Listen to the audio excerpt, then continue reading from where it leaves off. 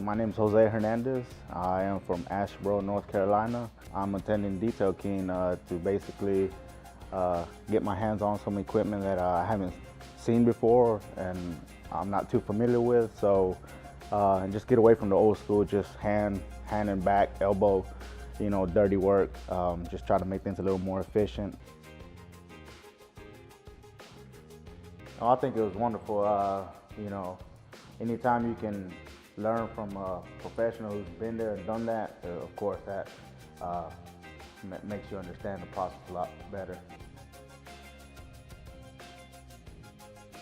Basically, how easy it is to use the equipment and the kind of equipment that there is out there to use.